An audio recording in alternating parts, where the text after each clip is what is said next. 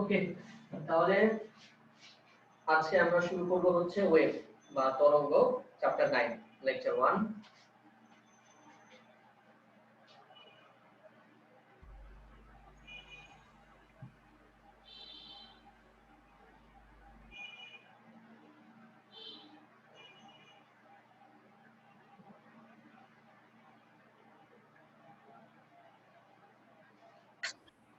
Wave বা তরঙ্গ, তাহলে এই চ্যাপ্টারের পুরো বেসিকটাই কিন্তু আমরা আসলে চ্যাপ্টার 8 এ পড়ে আসছি। তো ওই বেসিক নিয়েই আমরা চ্যাপ্টার 9টা শুরু করব।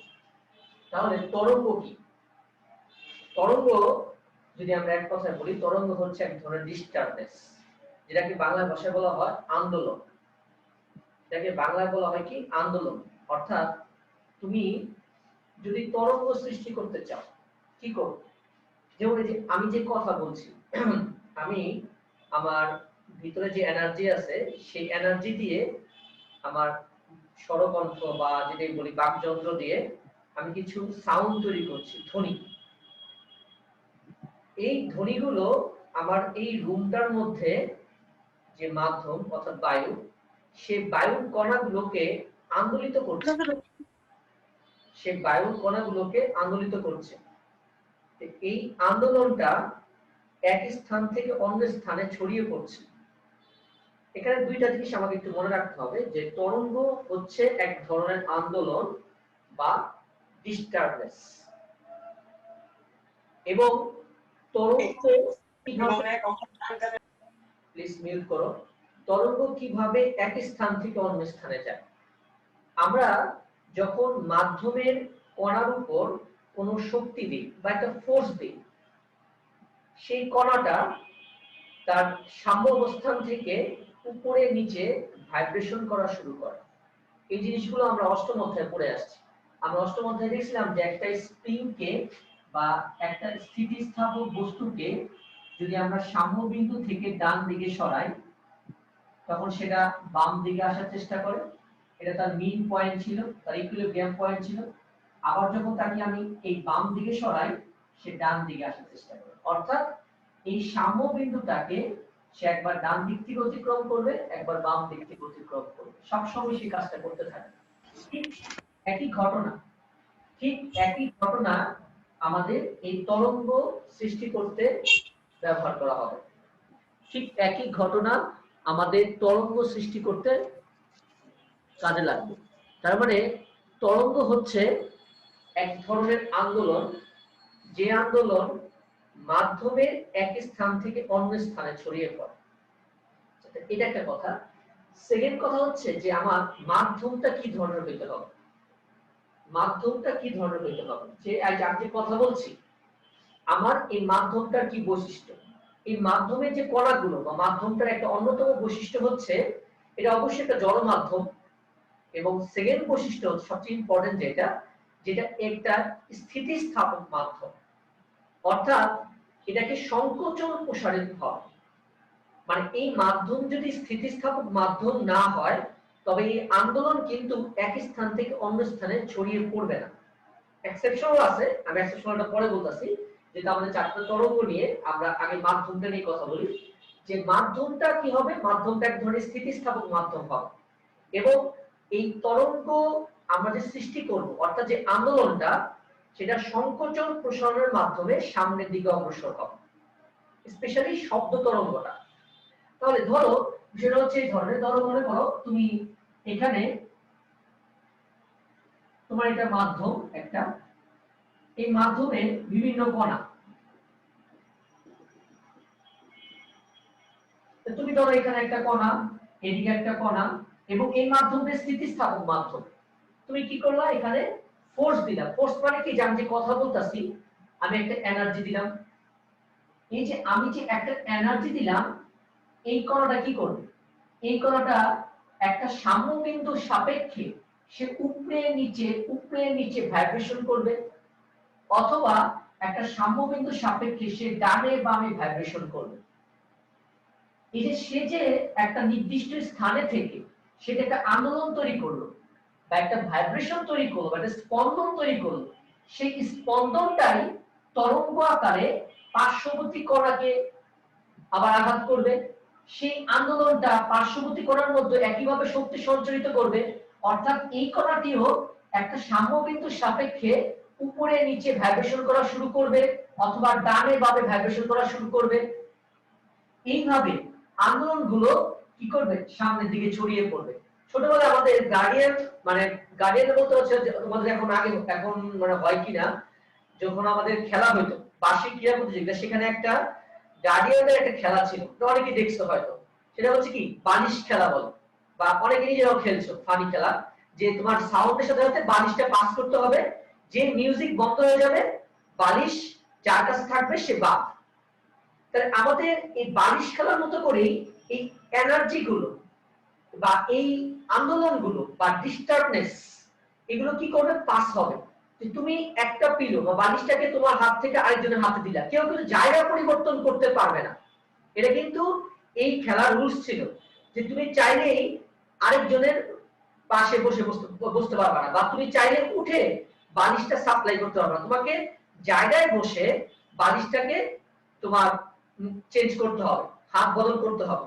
ঠিক একইভাবে এখানে যে কণাগুলো আছে সেই কণাগুলো নিজ নিজ অবস্থানে থেকে তারা ভাইব্রেশন করবে, এবং ভাইব্রেশনের ফলে যে এনার্জিটা, সেই এনার্জি কিন্তু অবশ্যই কাইনেটিক প্লাস পটেনশিয়াল, এটাও আসবো আমরা।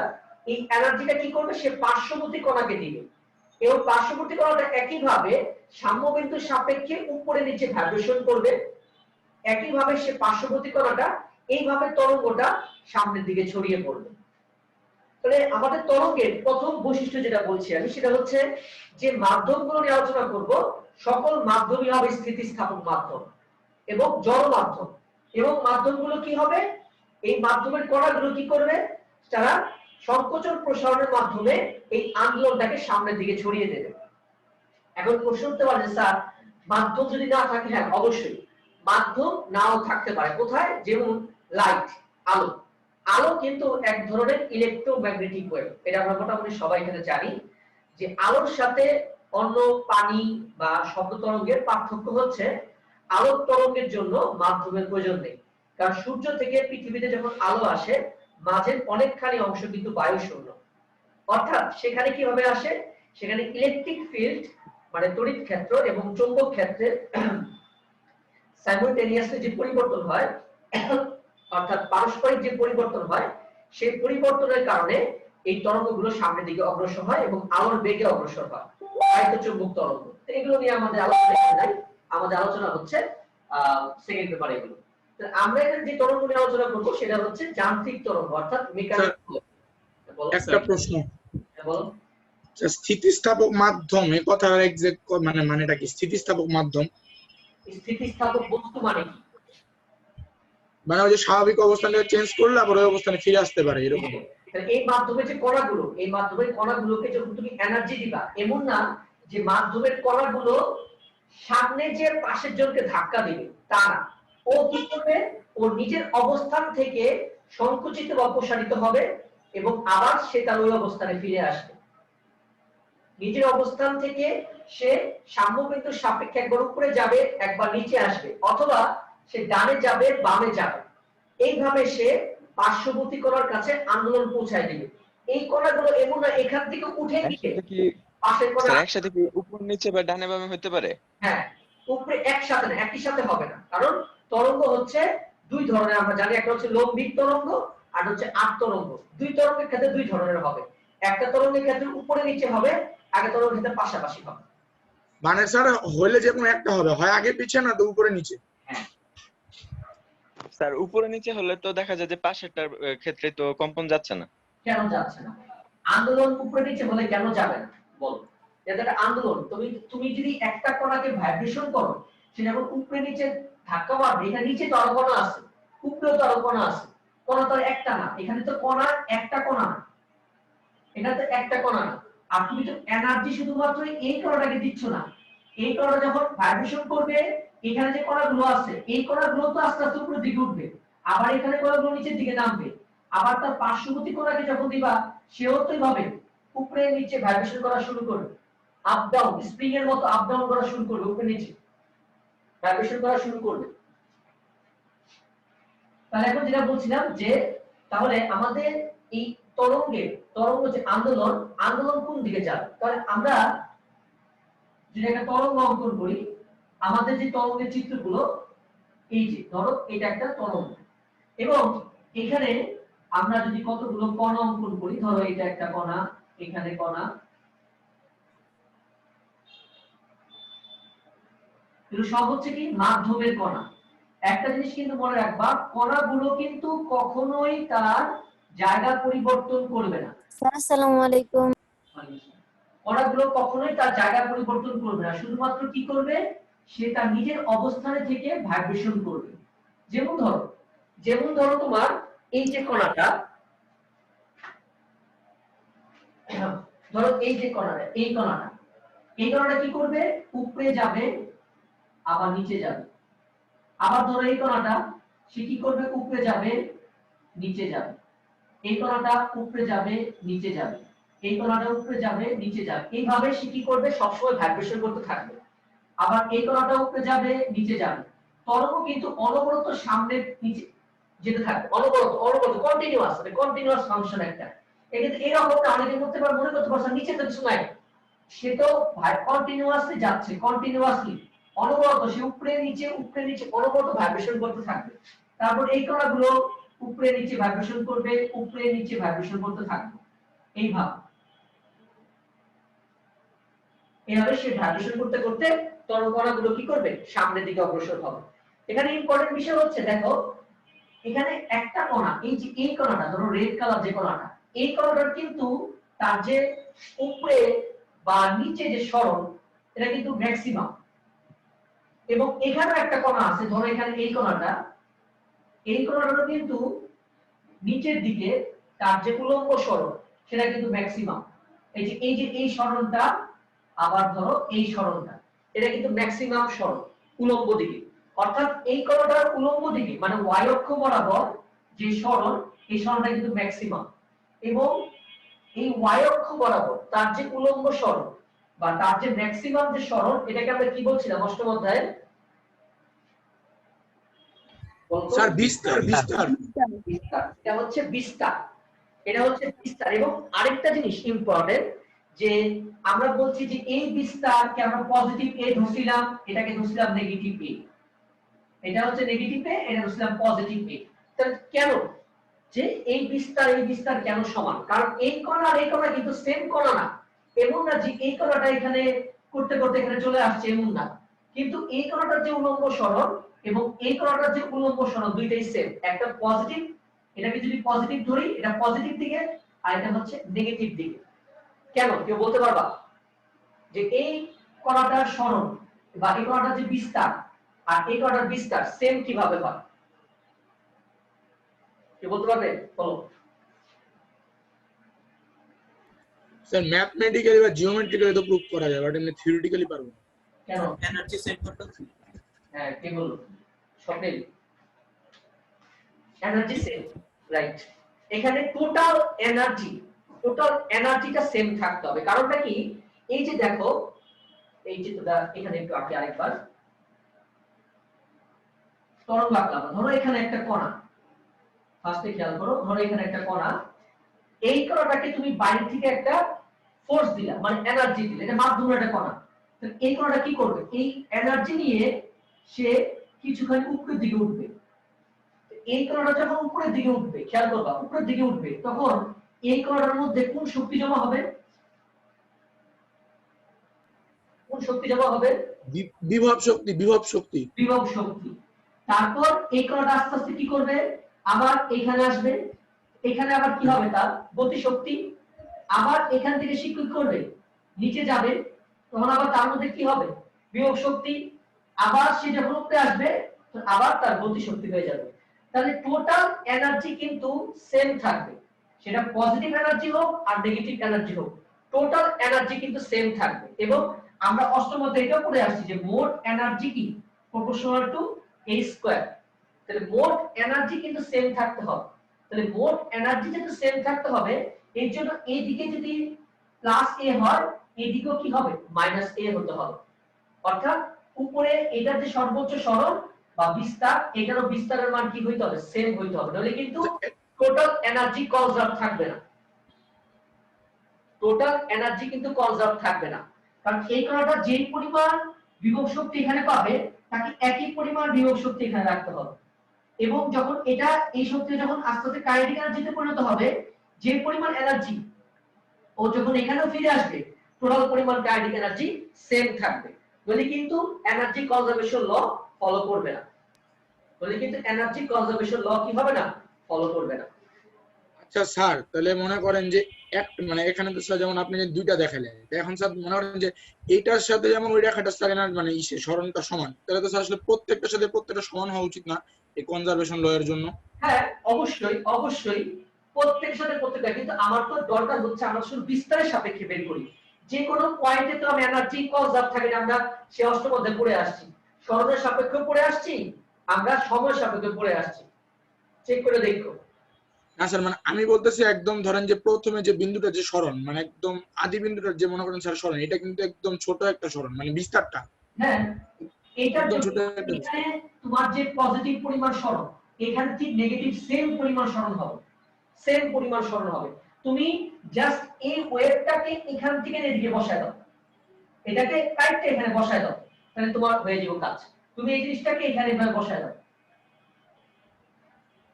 এইটুক যে পরিমাণ এইটুক সেম, এইটুক যে এইটুক সেম, সব সেম সেম হবে, টোটাল এনার্জি তো কনজার্ভ থাকবে না, তাহলে টোটাল এনার্জি কখনোই কনজার্ভ থাকবে না। কিন্তু স্যার আবার এটার সাথে কিন্তু আবার অন্য একটা বিন্দু মানে এই দুইটা বিন্দু ছাড়া আবার এইটার বিস্তারের সাথে কিন্তু অন্য কারো বিস্তার মিলবে না। এটা তো সর্বোচ্চ, এটা ম্যাক্সিমাম, এর চেয়ে সর্বোচ্চ বিস্তার তো হবে না, এটার চেয়ে সর্বোচ্চ বিস্তার হবে, এটা তো সর্বোচ্চ সরণটাকে ধরছো তুমি, বিস্তার কি, বিস্তার হচ্ছে সর্বোচ্চ সরণ, বায়কের দিকে ম্যাক্সিমাম ডিসপ্লেসমেন্ট অফ পার্টিকেল, পার্টিকেলের যে ম্যাক্সিমাম ডিসপ্লেসমেন্টটা তোমার মিডিয়া বা মাধ্যমের যে ম্যাক্সিমাম ডিসপ্লেসমেন্ট, সেটাকে আমরা কি বলি, অ্যামপ্লিটিউড বলি। মাধ্যমের কণাগুলোর যে কোনো একদিকে, যে কোনো একদিকে কেন বলছে, কারণ আমরা দেখবো যে ওই লৌকিক তরঙ্গ বা অনুদৈর্ঘ্য তরঙ্গের মধ্যে কি হয়, তরঙ্গের কণাগুলো কি করে, তরঙ্গের সাথে সাথে ডানে বামে অগ্রসর হয়, এইজন্য যে কোনো একদিকে অতিক্রান্ত সর্বাধিক দূরত্ব। তাহলে আমাদের প্রথম যেটা সেটা হচ্ছে আমরা তরঙ্গের কিছু আগে বৈশিষ্ট্য দেখে নিই। তাহলে আমরা দেখলাম যে আমাদের কণাগুলো সরণ হয় কোন দিকে, কণাগুলো সরণ ঘটে y অক্ষ বরাবর, এবং ওয়েভ বা তরঙ্গ অগ্রসর হয় x অক্ষ বরাবর।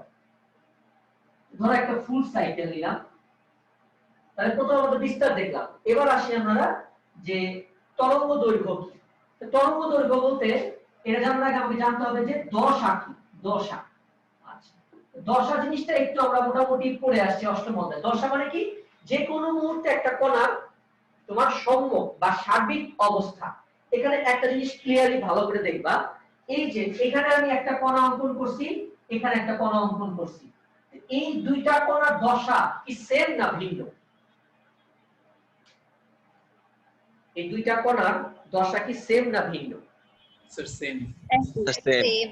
এই দুইটা সেম। সেম। আচ্ছা, তাহলে আরো দুইটা কণা দিই, আর যদি এরকম দুইটা কণা হয়, যে ধরো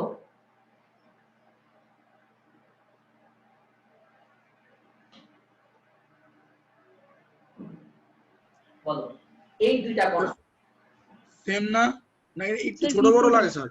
ছোট বড় স্যার পজিটিভ নেগেটিভ বাকি সব সেম।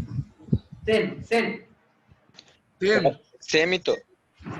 দিকে বিপরীত। সেম না, কে বলল কি বলেন স্যার? সেম হইতে পারে হয়তো বা। স্যার এদিকে তিনটা সূত্র বাকি সব সেম। উপরেটা তো প্লাস আর নিচেটা তো মাইনাস। মাইনাস প্লাস কোনো বিষয় না, আগে বলো সেম না সেম না, same same sir. Sir same. Same same বলতাছে, মোটেও না, সেম না। ইসরে, আগে বুঝো বিষয়টা, খেয়াল করো, এখানে সেম জিনিসটা সেম বা ডিফারেন্ট জিনিসটা একদম সহজ ভাবে বলি, এই কণাটার অভিমুখটা কোন দিকে, খেয়াল করো, এই কণাটার অভিমুখ, এই কণাটা এখানে আছে, তার অভিমুখ কোন দিকে, তার উপরের দিকে। তার টার্গেটটা, তার দিকটা কি, তার দিকটা কোন দিকে, এখন সে উপরে আছে, সে কি এখন উপরে যাবে না নিচের দিকে নামবে, স্যার নিচের দিকে। নিচের দিকে নামবে, তার অভিমুখ থাকবে নিচের দিকে। ওকে, আচ্ছা, এবার এই কণাটা দেখো, এটার অভিমুখ কোন দিকে, উপরের দিকে না নিচের দিকে, উপরের দিকে। উপরের দিকে। তাহলে এখন বলো দশা সেম হবে? না স্যার, বিপরীত। সেম হবে না, না স্যার, না না না হবে না, সেম হবে না, কখনোই সেম হবে না। তরঙ্গ একটু বড় করি, আরেকটা জিনিস আমরা দেখি, তার এক্সাম্পল আরেকটা দেখি, ক্লিয়ার হবে একটু। তরঙ্গ একটু বড় করি, আরেকটা সাইকেল বাড়াই। ধরো তোমরা নিজেরাই বলবা, আগের মতো একটা এক্সাম্পল, এখানে একটা কণা দেই, এদিকে একটা কণা দেই, বলো এবার বলো নিচে যে সেম স্যার সেম। সেম দুইটা। সেম, এখন কিন্তু সেম, কারণ এই কণাটার অভিমুখ নিচের দিকে, এই কণাটার অভিমুখ নিচের দিকে, দশা সেম। এটা হচ্ছে সবচেয়ে পারফেক্ট ওয়ে তোমার ওয়েভলেন্থ বোঝার জন্য। যে ওয়েভলেন্থটা কি, তরঙ্গ দৈর্ঘ্যটা কি? তরঙ্গ দৈর্ঘ্যটা হচ্ছে যে তরঙ্গ স্থিত কণাগুলোর দশা যখন একই হয়, কণা দুইটা কণার মধ্যে দশা যদি সেম হয়, দশা যদি সেম হয়, তবে তাদের মধ্যে যে রৈখিক দূরত্ব সেটাকে বলা হয় তরঙ্গ দৈর্ঘ্য। আমরা কিন্তু ছোটবেলা থেকে একটা সঙ্গে বারবার পড়ে আসি যে একটা পূর্ণ স্পন্দনের ফলে তরঙ্গ যে পথ অতিক্রম করে, একটা পূর্ণ স্পন্দনের ফলে তরঙ্গ যে পথ অতিক্রম করে তাকে বলে তরঙ্গ। হ্যাঁ, ওটা পারফেক্ট, ওটা মানে রিয়েলিস্টিক, যে মানে সংখ্যাগত হবে ঠিক আছে, কিন্তু মূল বিষয়টা হচ্ছে তুমি এমন দুইটা কণা নিবা যে দুইটা কণার মধ্যে দশা একই থাকবে, দশা সেম থাকবে। তুমি যে কোনো কণা নাও, যে কোনো কণা। আর আমাদের পারফেক্টের জন্য আমরা কি করি, হয় একদম শেষে নেই, নাহলে মিডলে নেই, নাহলে এখানে নেই, তাহলে বাকিগুলো তো আসলে আমরা অ্যাকচুয়ালি বের করতে পারি না, কারণ এখানে সেখানে তো ল্যাম্ডা বোঝা যাবে না। আমাদের সুবিধাগুলো কি করি আমরা, আমরা অ্যাকচুয়ালি দেখাই কি হয়, এইটা এইটা এটা ইজি একদম, তারপর এইটা এইটা এগুলো ইজি, তারপর ধরো তুমি এটা নিলা, এটা নিলা, এটাও কিন্তু সেম, কারণ এটার অভিমুখ উপরের দিকে, এটার অভিমুখ কি উপরের দিকে। তারপরে এই যে দুইটা কণার মধ্যে যদি দশা অভিন্ন হয়, তবে তাদের মধ্যে যে পথের দূরত্ব বা তাদের যে রৈখিক দূরত্ব, এটা কি বলা হয় কি তরঙ্গ দৈর্ঘ্য। একদম তোমাদের 9 10 এর বইয়ে সুন্দর করে লেখা ছিল যে তরঙ্গস্থিত দুইটা কণার মধ্যে যে দশা অভিন্ন হয়, তবে তাদের মধ্যে যে রৈখিক দূরত্ব সেটাই হচ্ছে তরঙ্গ দৈর্ঘ্য। কিন্তু আমরা পরীক্ষা হলে এই সংজ্ঞা দেই না, আমরা পরীক্ষা হলে কি দেই, যে একটা পূর্ণ স্পন্দনের ফলে বা একটা পূর্ণ কম্পনের ফলে তরঙ্গ যে পথ অতিক্রম করে তাকেও তরঙ্গ দৈর্ঘ্য বলে। ওইটাও আচ্ছা স্যার, হ্যাঁ বলো, থিওরিটিক্যালি স্যার মানে দুটোটা লিখলে কি পরীক্ষা নাম্বার না? ঠিক বুঝলাম না কথা।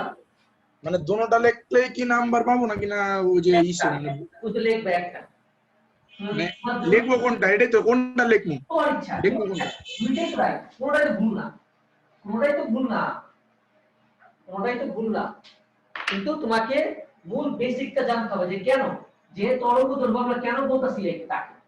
তরঙ্গ দৈর্ঘ্য হচ্ছে দুইটা কণা যদি দশা অভিন্ন হয়, মানে একই হয়, তবে তাদের মধ্যে যে পথের পার্থক্য বা তাদের মধ্যে পথের দূরত্ব, সেটা হচ্ছে কি তরঙ্গ দৈর্ঘ্য। সেটা কি তরঙ্গ দৈর্ঘ্য। তাহলে আমরা বইয়ের ভাষায় আসি, বইয়ের ভাষায় কি বলে, যে একটা পূর্ণ স্পন্দনে অতিক্রান্ত দূরত্ব, একটা পূর্ণ স্পন্দনে অতিক্রান্ত দূরত্ব। তাহলে একটা পূর্ণ স্পন্দন করতে যত সময় লাগে, তাই একটা পূর্ণ স্পন্দন করতে যত সময় লাগে তাকে আমরা কি বলি, পর্যায়কাল। সবাই আমরা জানি, মানে এখান থেকে যাত্রা শুরু করে একদম একটা পূর্ণ স্পন্দন সম্পূর্ণ করলাম, এটাকে বলা হয় পর্যায়কাল। তাহলে আমরা বলতে পারি যে টি সময়ে যদি তরঙ্গ স্থিত কোন কণার অতিক্রান্ত দূরত্ব, এখন খেয়াল করবে এখানে কিন্তু কি বলা উচিত আমাদের, এই টি সময়ে তরঙ্গ যেটুকু পথ অতিক্রম করতেছে, নট কণা, কণা কিন্তু বলা যাবে না, কারণ এখানে কণা কিন্তু কোনো পথ অতিক্রম করে না, করে কে তরঙ্গ, ওয়েভ, আমাদের এনার্জি ট্রান্সফার হচ্ছে, জাস্ট এনার্জি। এখানে কিন্তু কোনো পার্টিকেল কোনো মুভ করছে না, পার্টিকেল কিন্তু মুভ করে না, পার্টিকেল গুলো কি করে, তার নিজের অবস্থানে থেকে সাম্য অবস্থানের সাপেক্ষে সে উপরে নিচে বা ডানে বামে সে আন্দোলিত হয়। তাহলে এই সময়ে যদি একটা তরঙ্গ ল্যামডা দূরত্ব অতিক্রম করে, তাহলে আমরা বলতে পারি একক সময়ে একটা তরঙ্গ অতিক্রম করতে পারে কি ল্যামডা বাই টি। টি সময়, টি মানে কি পর্যায়কাল, যে টি সময় একটা তরঙ্গ কতটুকু দূরত্ব যাবে ল্যামডা, একক সময় কতটুকু যাবে lambda by T. Lambda by T কে আমরা কি বলতে পারি, দূরত্ব ডিভাইডেড বাই সময়। দূরত্ব ডিভাইডেড বাই সময়টাকে কি বলা যায় বলো, স্যার ভেলোসিটি ভেলোসিটি এটা হচ্ছে কি কার বেগ তরঙ্গের বেগ এটা হচ্ছে তরঙ্গের বেগ তরঙ্গের বেগ v lambda divided by t v lambda divided by t তরঙ্গ বেগের একটা ইকুয়েশন পাইলাম আমরা lambda divided by t আচ্ছা তো কি বললাম একটা পূর্ণ স্পন্দনে কতটুকু যাচ্ছে ল্যামডা দূরত্ব আর একক সময় কতটুকু যাচ্ছে ল্যামডা বাই টি আচ্ছা এখন কম্পাঙ্ক কম্পাঙ্ক কাকে বলে কম্পাঙ্ক কম্পাঙ্ক কাকে বলে একটু বলো তো সবাই একটি স্যার কোন মানে 1 সেকেন্ডে যে কয়টা পূর্ণ কম্পন স্পন্দন সম্পন্ন করে তাকে কম্পাঙ্ক বলে স্যার মানে স্যার 1 সেকেন্ডে যে কয়টা পূর্ণ কম্পন প্রতি সেকেন্ডে যে কয়টি পূর্ণ স্পন্দন প্রতি সেকেন্ডে যে কয়টি পূর্ণ স্পন্দন দোলন সম্পূর্ণ করে তাকে বলা হয় কি কম্পাঙ্ক প্রতি সেকেন্ডে আচ্ছা তাহলে এই যে একটা কণা এখান থেকে এখানে গেল সে একটা পূর্ণ কম্পন সম্পূর্ণ করছে তাহলে এখান থেকে এখানে যেতে একটা পূর্ণ কম্পন যে সম্পূর্ণ করছে তার জন্য তার সময় লাগছে কি ক্যাপিটাল টি তাহলে আমরা বলতে পারি টি সেকেন্ডে একটি তরঙ্গ টি সেকেন্ডে তরঙ্গটি কি করে একটি পূর্ণ কম্পন সম্পূর্ণ করে তরঙ্গটি কি করে টি সেকেন্ডে একটি পূর্ণ কম্পন সম্পূর্ণ করে তাহলে একক সময়ে কতটা পূর্ণ কম্পন সম্পূর্ণ করবে 1/t এটা কিন্তু আমরা বলে আসছি কি কম্পাঙ্ক অর্থাৎ f কত 1/t বা কোন জায়গায় f এর জায়গায় কোন জায়গায় কি লেখে আবার n ও লেখে আমি দুটো লিখে দিই যাতে কনফিউশন না করো কোন বইতে লিখে n ও লিখতে পারো তাহলে আমরা কম্পাঙ্কের সংখ্যা কি দেব যে প্রতি সেকেন্ডে বা 1 সেকেন্ডে যতগুলো পূর্ণ কম্পন সম্পূর্ণ করে তাকে বলা হয় কম্পাঙ্ক কম্পাঙ্ক f 1/t এই জিনিসগুলো বারবার দেওয়ার মানেটা কি 90 কিন্তু পড়ে আসছে কিন্তু অনেকের কিন্তু কনসেপ্ট ক্লিয়ার না কারণ এইজন্য আমরা ম্যাথ করতে পারো না এখান থেকে কিন্তু ম্যাথ আসে খুব ভালো ম্যাথ আসে আমাদের পরীক্ষায় এই কনসেপ্টগুলো ক্লিয়ার করতে হবে যে তরঙ্গ দৈর্ঘ্য কি কম্পাঙ্ক কি পর্যায়কাল কি এই জিনিসগুলো মাথায় রাখতে হবে আমাদের তো দেখো যেহেতু 1/t সমান হচ্ছে f 1/t মানে f তার মানে আমরা লিখতে পারি এখান থেকে যে v হচ্ছে f lambda এটা আমরা 9 এ পড়ে আসছি এই প্রমাণটা কিন্তু তোমাদের 9 এর পরীক্ষায় আসতো অনেক সময় 1/t মানে কি f বা তুমি লিখতে পারো v কি n lambda যদি n দিয়ে প্রকাশ করো n lambda n ও কম্পাঙ্ক f ও কম্পাঙ্ক দুইটাই কিন্তু কম্পাঙ্ক তাহলে n বা f দুইটাই কিন্তু কম্পাঙ্ক যদি কারো কোনো প্রশ্ন থাকলে করতে পারো প্রশ্ন থাকার কথা না 9 এর পড়া ইংলিশ হবে না স্যার ক্লিয়ারই স্যার ওকে এখন আমরা আসি যে এই যে সূত্রটা এটার উপরে কিছু আলোচনা করতে হবে আমাদের এটা নিয়ে কিছু আমাদের ম্যাথ আছে এগুলো আলোচনা করতে হবে তাহলে এইজন্য আমরা তরঙ্গ কম্পাঙ্ক এগুলো আমরা ক্লিয়ার করে দিলাম আইডিয়া তাহলে এখন একটা জিনিস আমরা দেখি যে v হচ্ছে f lambda তার মানে কোন মাধ্যমে কার বেগ তরঙ্গের বেগ কোন মাধ্যমে তরঙ্গের বেগ ডিপেন্ড করে কম্পাঙ্কের উপর কোন মাধ্যমে তরঙ্গের বেগ ডিপেন্ড করে তরঙ্গ দৈর্ঘ্যের উপর এখন এই জিনিসগুলো একটু মাথায় রাখবা যে তরঙ্গের বেগ কখন ভিন্ন হইতে পারে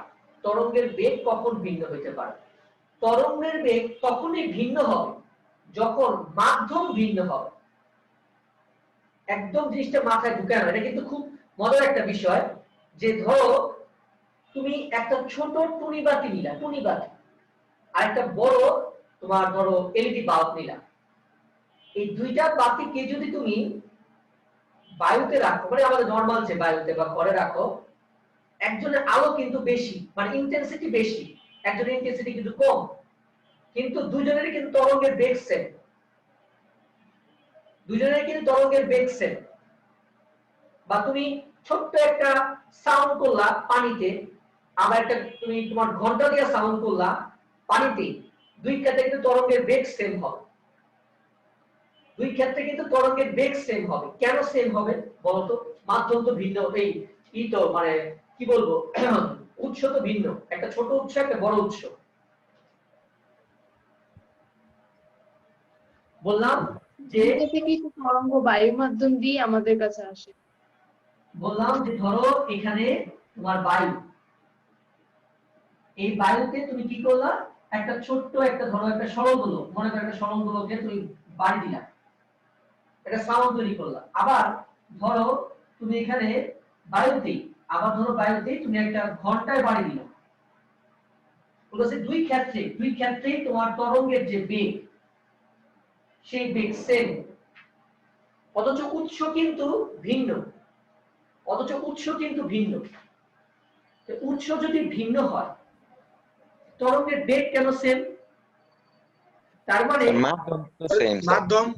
মাধ্যম সমান তার মানে একটা মাধ্যম। মাধ্যম তো সেম, তার মানে মাধ্যম যদি পরিবর্তন না হয় তবে ভি কিন্তু চেঞ্জ হবে না। তারপরে আমরা বলতে পারি মাধ্যম যদি পরিবর্তন না হয়, ভি যদি চেঞ্জ না হয়, অর্থাৎ যদি বায়ু হয় শব্দের বেগ কিন্তু কনস্ট্যান্ট থাকবে।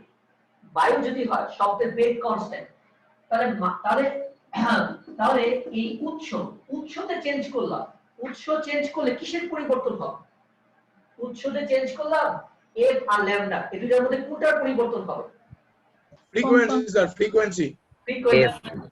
ফ্রিকোয়েন্সি কথা বলতাছি, আমার ফ্রিকোয়েন্সি এক রকম, ধরো রাবি স্যারের ফ্রিকোয়েন্সি এক রকম, দুজনে কিন্তু এয়ারে কথা বলছে, হয়তো একজনের কথা বেশি স্পষ্ট, রাবি স্যারের কথা তো বেশি স্পষ্ট শোনা যাচ্ছে, আমার কথা একটু কম স্পষ্ট, কিন্তু এটা কিন্তু ফ্রিকোয়েন্সি, কিন্তু বেগ কিন্তু সেম হবে।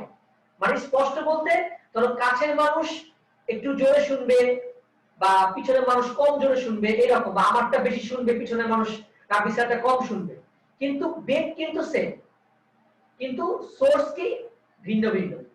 সোর্স যদি ভিন্ন হয়, মাধ্যম যদি একই থাকে, তাহলে শুধুমাত্র কি চেঞ্জ হবে? ফ্রিকোয়েন্সি চেঞ্জ হবে, শুধুমাত্র ফ্রিকোয়েন্সি চেঞ্জ হবে। এটা মনে রাখবা। তার মানে এই জিনিসটা অবশ্যই স্টার্ট চিহ্নে লিখে নাও, এটা কিন্তু পরীক্ষা তোমাকে ভেজালে ফেলবে। মাধ্যম একই হলে শব্দের বেগ অপরিবর্তিত থাকবে।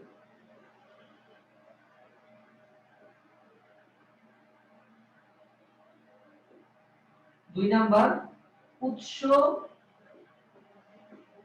পরিবর্তন হলে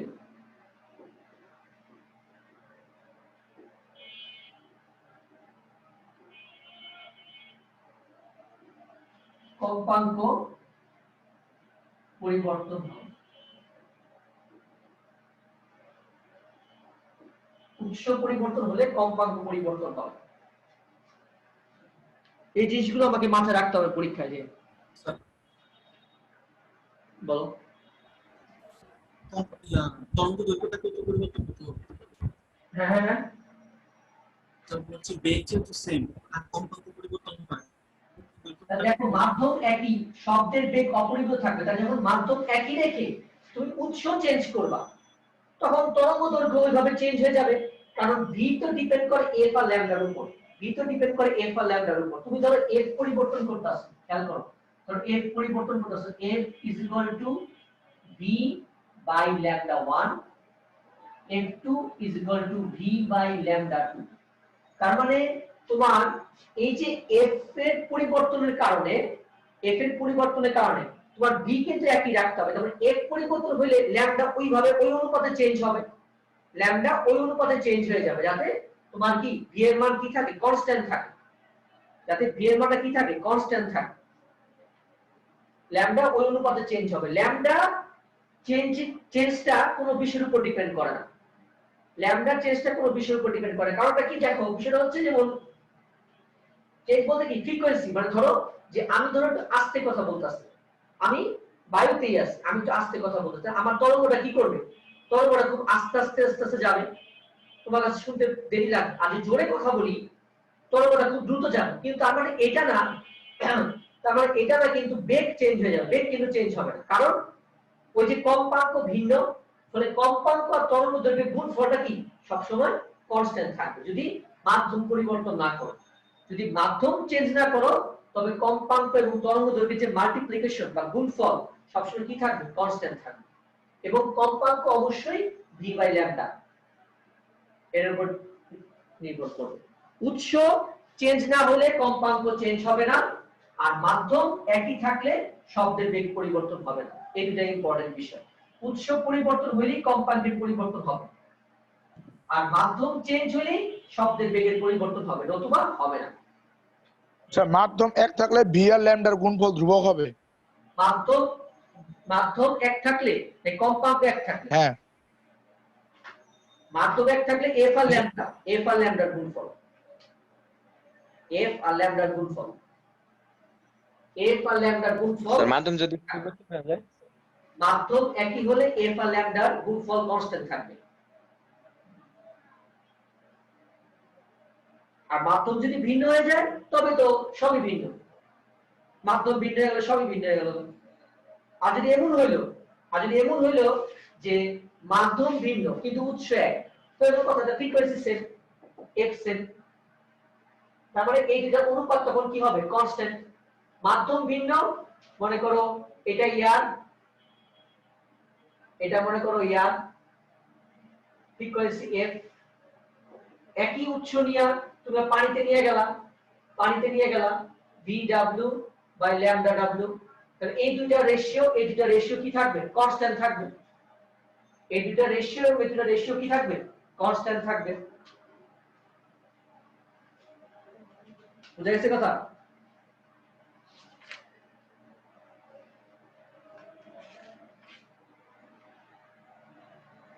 স্যার ল্যামডার মান তো তাহলে কোনো কিছুর উপর আসলে নির্ভর করে না, ল্যামডার মান যে কোনো ক্ষেত্রে পরিবর্তনশীল। হ্যাঁ, যে কোনো মান পরিবর্তন হতে পারে। আচ্ছা, তাহলে আমরা ফার্স্টে একটা ম্যাথ দেখি।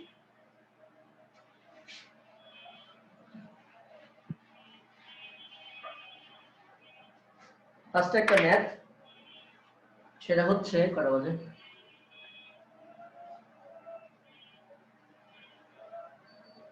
প্রথম ম্যাথটা হচ্ছে বলছে দুইটি সুর শলাকা আমাদের চ্যাপ্টারে আছে, টিউনিং ফর্ম যেটাকে বলা হয়। তোমাদের তপস্যার বই একদম প্রথম পৃষ্ঠাে দেওয়া আছে সুর শলাকা।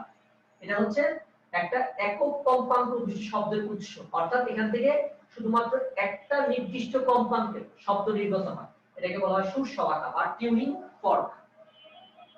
দুইটি সুর শলাকার কম্পাঙ্ক যথাক্রমে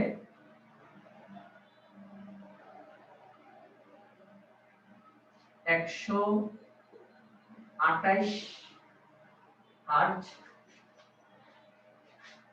আরেকটা হচ্ছে 384 হার্টজ।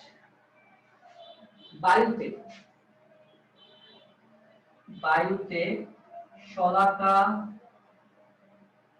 দুটির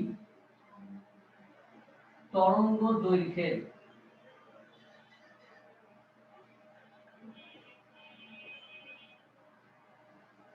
অনুপাত কত?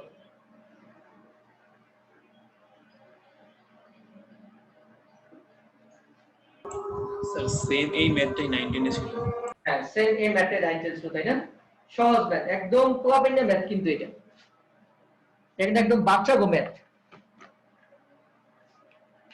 কারণ কি বলছে, দুইটি সুর শলাকা। তাহলে দেখো এখানে দুইটি সুর শলাকা মানে কি, উৎস ভিন্ন, কম্পাঙ্ক 128 আর 284, উৎস ভিন্ন, কিন্তু দেখো বায়ুতে তার মানে কি মাধ্যম চেঞ্জ করছো তোমরা, মাধ্যম চেঞ্জ করছি আমরা,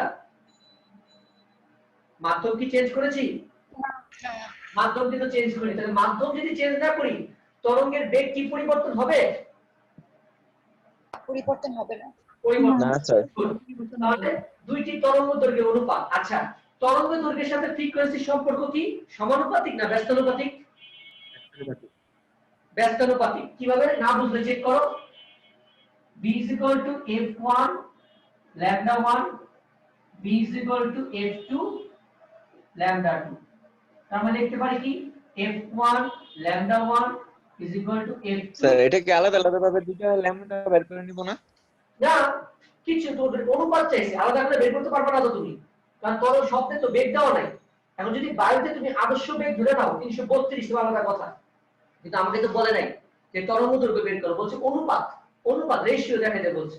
এই যে রেশিও সহজ, λ1 বাই λ2 ব্যস্তানুপাতিক সম্পর্ক, এক লাইনে করা যায়, আমরা দুই লাইনে দেখাইলাম ব্যস্তানুপাতিক সম্পর্ক। তারপরে দেখো f2 বসায় দাও, f2 কত 384 ডিভাইডেড বাই 128, ডিভাইড করো কত আসে দেখো তো 3:1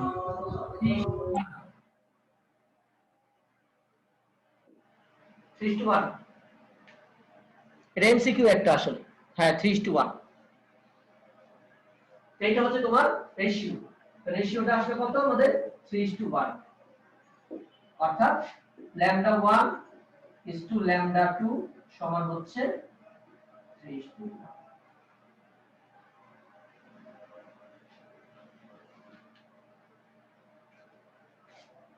দেখো বোঝা গেছে কিনা কথা?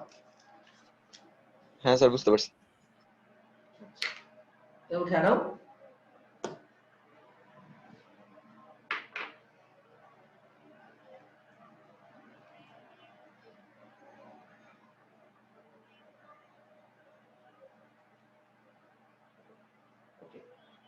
তো নেক্সট কোশ্চেনে যাই।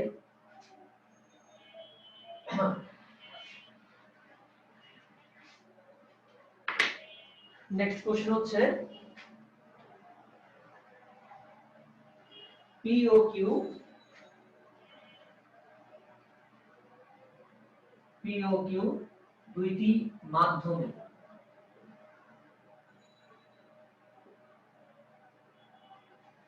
শব্দের বেগ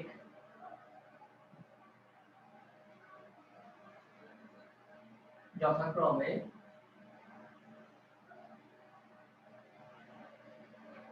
300 মিটার পার সেকেন্ড এবং 350 মিটার পার সেকেন্ড। মাধ্যম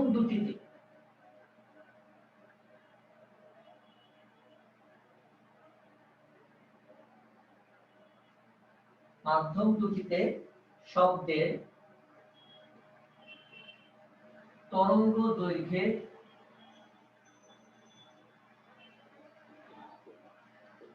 পার্থক্য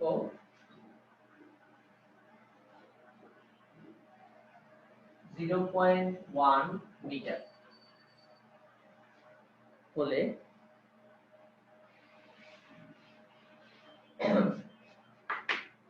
0.1 মিটার হলে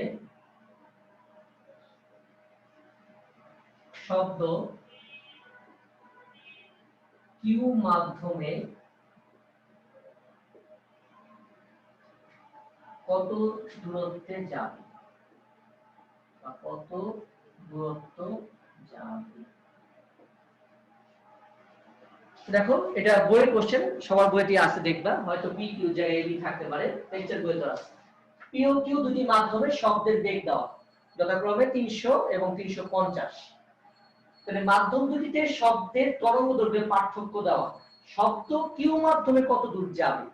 তাহলে একটা মাধ্যমে শব্দ কত দূর যাবে সেটা আসলে আমরা কি বের করে বুঝতে পারবো, বলতে পারবা কেউ? তো ল্যামডাটা বের করতে হবে না? ল্যামডাটা বের করতে পারবে। যদি শব্দের তরঙ্গ দৈর্ঘ্যের পার্থক্য 0.1 মিটার হলে শব্দ কিউ মাধ্যমে কত দূর যাবে, কিউ মাধ্যমে শব্দটা কত দূর যাবে সেটা আমরা বের করতে পারি। ও এখানে একটু মিসআস আমার প্রশ্নটার মধ্যে একটা লাইন আছে, সেটা হচ্ছে 50 কম্পনে সুশলাকার, একটা লাইন মিস করছি আমি, সুশলাকার 50 কম্পনে, 50 কম্পনে শব্দ কত দূর যাবে, কিউ মাধ্যমে কত দূর যাবে। তার মানে আগে আমাকে কি করতে হবে, কিউ মাধ্যমে তরঙ্গ দৈর্ঘ্য বের করতে হবে। কারণ কি, কারণ তরঙ্গ দৈর্ঘ্যের সংজ্ঞা কি ছিল, একবার কম্পনে অতিক্রান্ত দূরত্ব, একবার কম্পনে। তাহলে আমি যদি তরঙ্গ দৈর্ঘ্যটা বের করতে পারি, তাহলে 50 বার কম্পনে কত দূরত্ব সেটা আমি তরঙ্গ দৈর্ঘ্যকে 50 দিয়ে গুণ করলেই চলে। এখানে একটা জিনিস মিসিং, মানে মিসিং বলতে একটা জিনিস ওরা বলে নাই। কি বলে নাই বলতো একটু, মানে কোন জিনিসটার এখানে কথা উল্লেখ করা নাই? Frequency sir, frequency, right, frequency. এখানে ফ্রিকোয়েন্সি নিয়ে কোনো কথা নাই, মাধ্যম দুইটা, তাহলে ফ্রিকোয়েন্সি নিয়ে যদি কথা নাই, তার মানে এখানে বুঝতে হবে দুই মাধ্যমের ফ্রিকোয়েন্সি কি সেম, দুই মাধ্যমের ফ্রিকোয়েন্সি সেম। দেখো দুই মাধ্যমে যদি আমার ফ্রিকোয়েন্সি কনস্ট্যান্ট থাকে, একটু খেয়াল করবা, দুই মাধ্যমে যদি ফ্রিকোয়েন্সি কনস্ট্যান্ট থাকে তাহলে আমার পি মাধ্যমে শব্দের বেগ 300 আর কিউ মাধ্যমে শব্দের বেগ 350। তাহলে বলো নিজেরা কোন মাধ্যমে তরঙ্গ দৈর্ঘ্যের মান বেশি হবে, তরঙ্গ বেশি পথ অতিক্রম করবে, কোন মাধ্যমে? স্যার যে মাধ্যমে 350 ms ইনভার্স 1 বেগ, ওই মাধ্যমে। যে মাধ্যমে শব্দের বেগ বেশি, যেহেতু কি ফ্রিকোয়েন্সি কনস্ট্যান্ট, যেহেতু ফ্রিকোয়েন্সি কনস্ট্যান্ট, দ্যাটস ওয়াই তোমার যে মাধ্যমে তরঙ্গের বেগ বেশি সেই মাধ্যমে কিন্তু তরঙ্গ বেশি দূর যাচ্ছে, কারণ ও যাচ্ছে কি 1 সেকেন্ডে 350 মিটার আর ও যাচ্ছে 1 সেকেন্ডে 300 মিটার।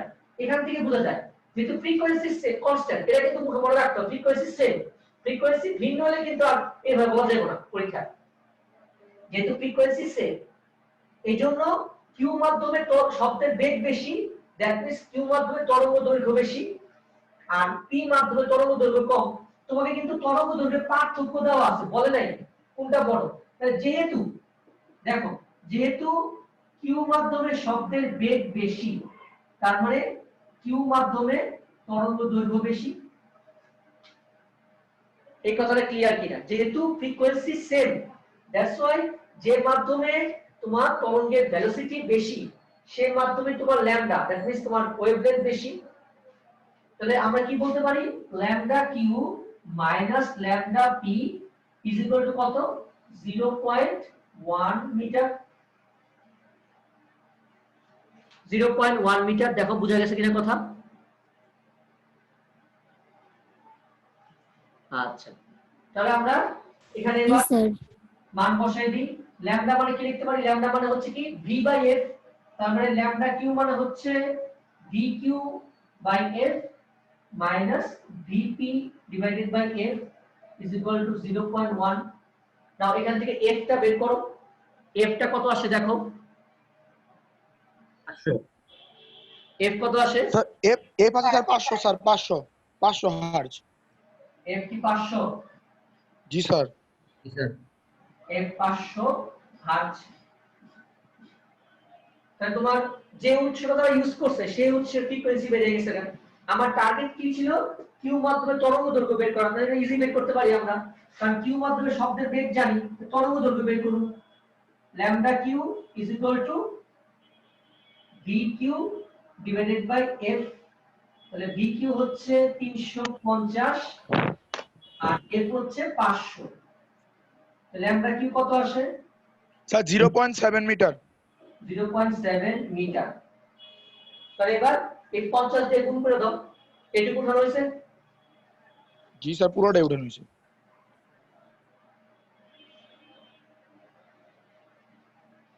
সুতরাং 50 কম্পনে অতিক্রান্ত দূরত্ব s is equal to 50 into 0.7, তার মানে 35 মিটার।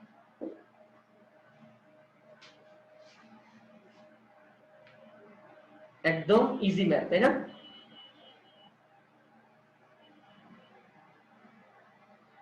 দেখো বুঝা গেছে তো?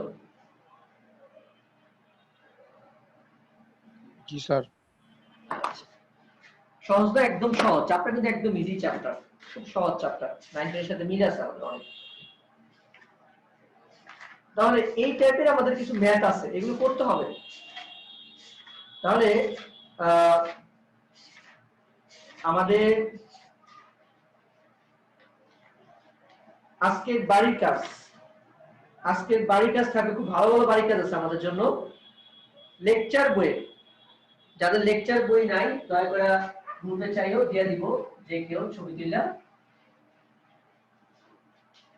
লেকচার বইয়ের টাইপ 1 পরীক্ষা কিন্তু মাথা গরম হয়ে গেলে আমরা এই অঙ্ক পারি না, এই অঙ্ক ভুলে যাই। পরীক্ষা যখন মাথা গরম হয়ে যায় এই অঙ্ক ভুলে